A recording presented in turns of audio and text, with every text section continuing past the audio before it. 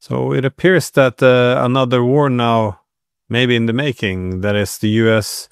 Navy is building up capabilities off the coast of Venezuela, and the White House appears to communicate more or less intentions for a regime change. It's still unclear how this will be achieved, but you've been engaged in war planning in your career. How do you read the situation now? Is this actual war preparations, or is it mere intimidation to extract some political or economic concessions? Yeah, I think it's a very serious buildup that's designed to do more than simply intimidate. I think there is a willingness to intervene in Venezuela. Keep in mind that we've had plans for this sort of thing on the shelf for years. This is not exactly new by any stretch of the imagination. Venezuela was always a potential target, let's put it that way, given Hugo Chavez, who preceded Maduro, his ideology and his connection potentially to China and Russia. So I think, unfortunately, we're on the road to some form of intervention, and I don't know what it is because, again, as I try to point out to people, the size of the country is so enormous that it's hard to imagine how 16,000 troops from the Army and 2,500 or 3,000 Marines are going to make much of a dent. There's a population of 30 million. Most of it lives in the coastal regions. So I just don't know. I mean, the question that keeps coming up is what is the specific political military objective that we're striving to achieve?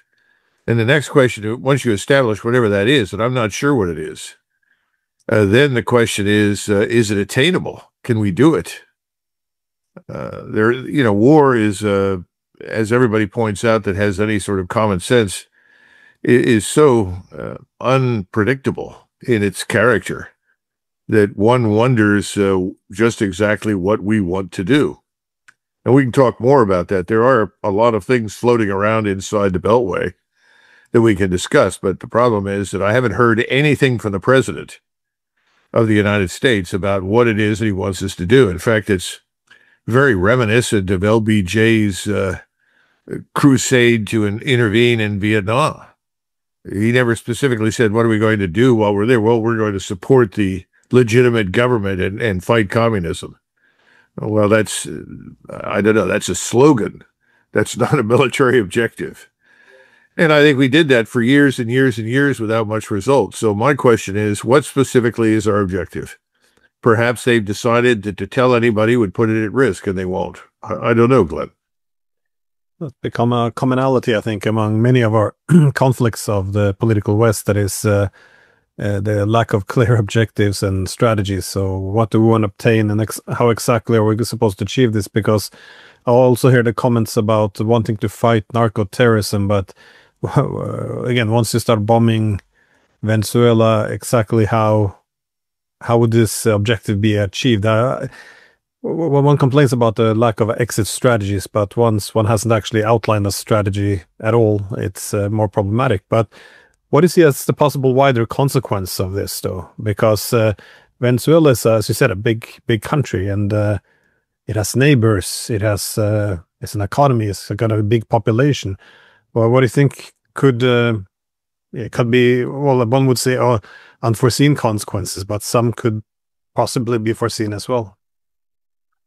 Well, if we follow the historic pattern, we have already infiltrated Venezuela with large numbers of operatives from the Central Intelligence Agency.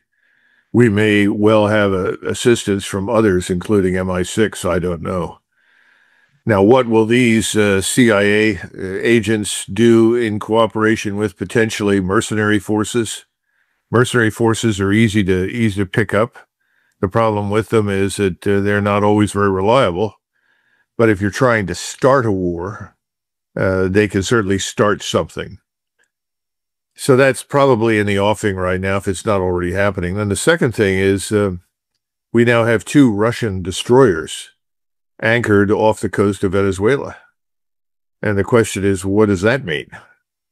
Obviously the Russians would not have anchored 2 warships off the coast of Venezuela in range of U.S. naval forces unless they were trying to send a signal.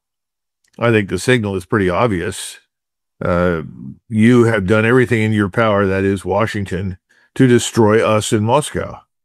You advanced this border of NATO to the very limits of its capability, and you've caused the deaths of probably 130,000 or so Russians and nearly 1.8 billion Ukrainians, and you refuse to drop this war.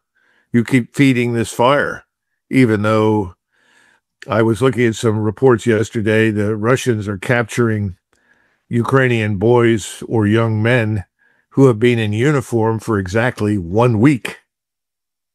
And as a result, they don't know what they're doing. They obviously have no appetite for meeting their maker at this point, so large numbers are surrendering.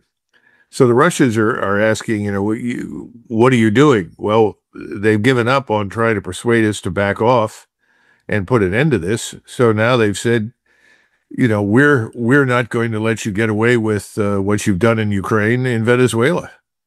And this is the new, quote unquote, multipolar world, the post rules-based liberal order, which I always laugh at because I never saw any evidence for real rules other than whatever we wanted to impose.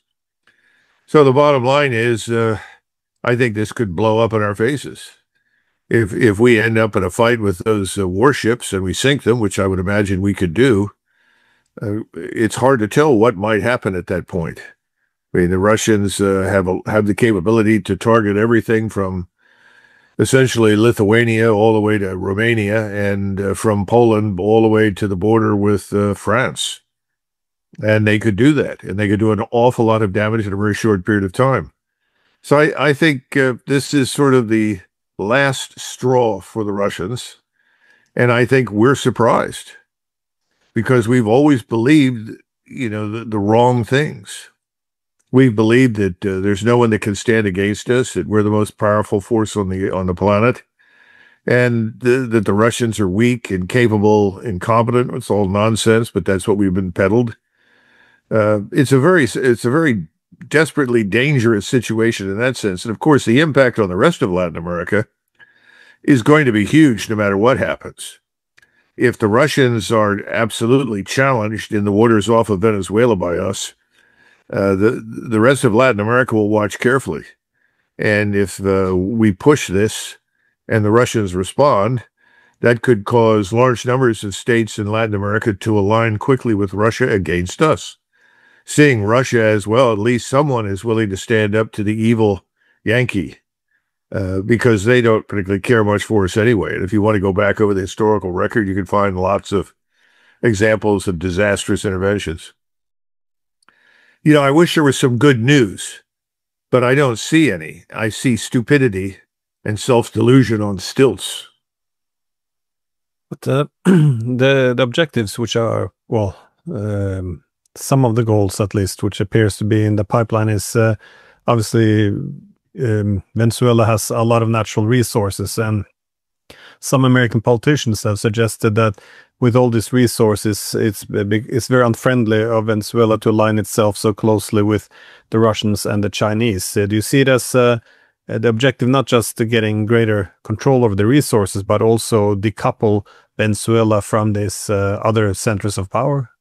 Oh, no doubt. I think there are lots of people in Washington who think that we own the entire Western Hemisphere, and that no one can enter the Western Hemisphere under any circumstances from outside the hemisphere without our express permission. And they cite this Monroe Doctrine.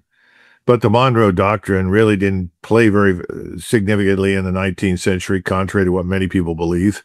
We couldn't enforce it. In fact, you could make a good argument that the Royal Navy, at least until the Civil War, did a great job of enforcing the Monroe Doctrine, because the Royal Navy didn't want other European powers intervening on the North American continent. No, I think the bottom line is this.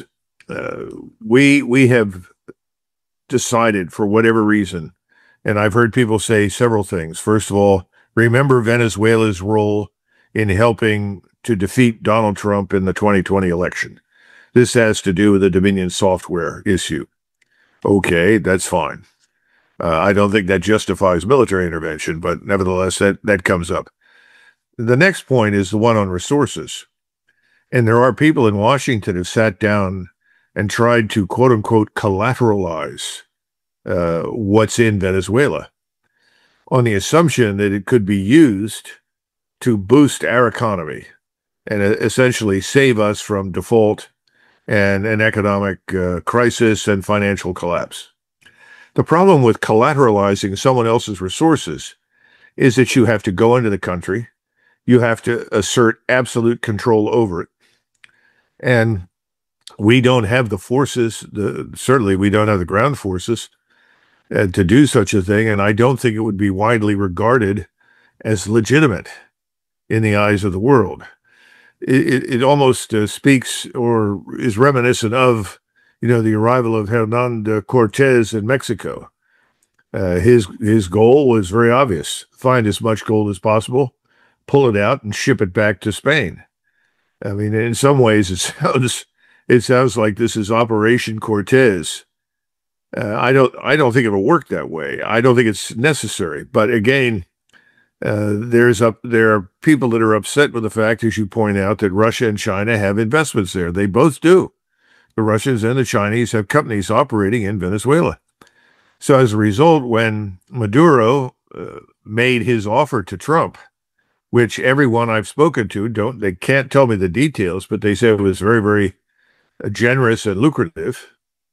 He was refused because I think Donald Trump has been persuaded by people that everyone else in the region needs to be booted out. Well, again, contrary to the Monroe Doctrine nonsense, we've had the French, the British, the Russians, the Spaniards in the Western Hemisphere off and on for a very long time. And we managed to cope with it, and we survived it. So I don't think that's a good excuse. And I don't see how we collateralize all those riches in terms of gold and emeralds and lithium, obviously, which everybody wants access to, rare earths, plus oil and gas, even though the oil is heavy and high in sulfur content and problematic when it comes to refining. It takes longer. But you can still pull out 2 barrels of oil in Venezuela for the price of 1 barrel of oil in West Texas. That's true, and probably 3 or maybe even more out of Iran and Libya for 1 barrel out of West Texas. But do we need to do this? Do we declare war, march in wherever we like without regard to people's needs? And when you start lobbing missiles, launching all these airstrikes and missile strikes, you're going to kill a lot of people. I'm always amazed at the people that say, well, this is a precision strike operation. Yeah, well, it may be precise in a lot of ways, but unfortunately, no matter how precise you are, you're going to kill people. When you begin to kill people and the blood flows, the blood is bad blood. You begin to stimulate anger. You permanently offend people. It takes a long time to recover from that. But I don't see any evidence that anybody's really thinking this through. My impression is that there is no strategy. There isn't. I mean, other than let's push NATO out as far as we can, and hopefully we can rape and destroy Russia. I mean, that was mentioned many times in my presence by the same kinds of people that are currently killing people in Palestine. They are working overtime right now to go into Venezuela. So in that sense, it's linked, but it's not an American grand strategy, as far as I can tell. So I don't understand. I haven't seen any tangible, concrete evidence for systematic planning and preparation for the possibility that you destroy a government and that you create anarchy, and you are then compelled to intervene and try to restore some measure of order.